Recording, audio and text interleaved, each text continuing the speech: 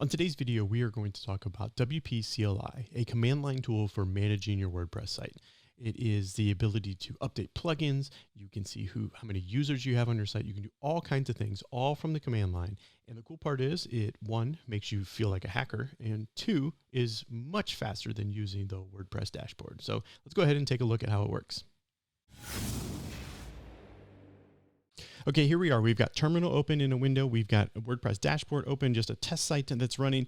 And what I wanted to do is I want to show you how Wpcli works. We'll do that first, and then we can talk a little bit about installing it. I've already got it installed on my machine, so I don't want to talk through that right now, but I want to show you the value of using Wpcli first, and then you can determine whether it's worth your time or effort to install. So let's go ahead and take a look. Looking here at my terminal here, I've got my terminal window, and you have to navigate to the local directory where your site is if you want to use Wpcli locally. So I have all of my sites located in the sites folder, and then this one is called Woo Test. So I'll do CD into sites, and then I will do Woo Test, and then I can autocomplete that, and then I am there.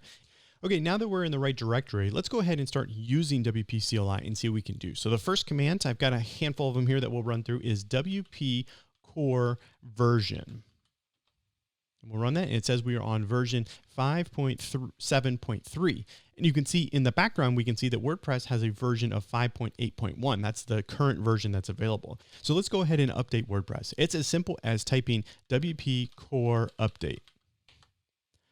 And then as it works through there, it's going to go and it's going to download the latest version. It's going to update and unpack and whatnot. And so remember, if you wanted to do this from the dashboard, you'd have to go up and click that please update now. Then there's another button that you have to click to update. And then you have to wait for all of the admin things to go across the screen. And WordPress is now updated successfully. So let's go ahead. If we go back over to here and we can refresh, we should be able to see that that icon is gone.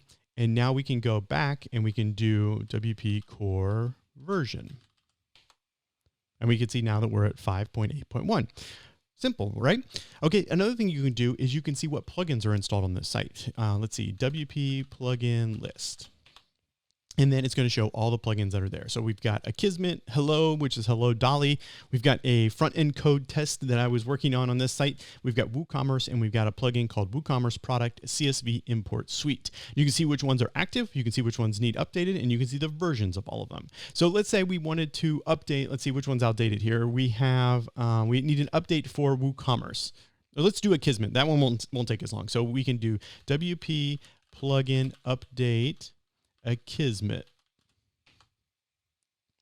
and it'll download and it'll update, and success. Now it says that it's updated. If we do a WP plugin list, and a quick tip, if you're in the terminal, if you wanted to get back to a command that you used recently, you just use the up arrow. So we can up arrow, and we can see that now Akismet is, let's see, there's no update available. It's at version 4.2.1. Perfect. We can also activate plugins that you're doing this way. You could add menu links if you wanted to. You could do all of this via the command line. Some of this wouldn't be as fast as doing it, on the GUI interface, because you'd have to type in the, your link and your name of the title and all this stuff. It might not be as fast, but looking at and finding information is, I think, sometimes faster with Wpcli. There's hundreds and hundreds of commands that you could use to navigate your WordPress site. This is just an overview of, just showing you how you can use it. And then if you wanted to install it, it's wp-cli.org. And here on the Wpcli site, it shows you how you can install it. You can basically download a file right by adding this to the command line and running these a few commands just by copying and pasting them into your terminal to get it all set up and working. Then you navigate to your local sites, wherever your local sites are hosted, and you can get it all set up. The cool part is some hosting companies have this built in. So if you can SSH into your machine or into your web host, then you can just start using the WordPress commands and they will automatically work. So if you wanted to, update a bunch of things or, look at things, you can do all of that during the command line. It's a powerful tool. I can see lots of value for it, and that's what I wanted to share with you today.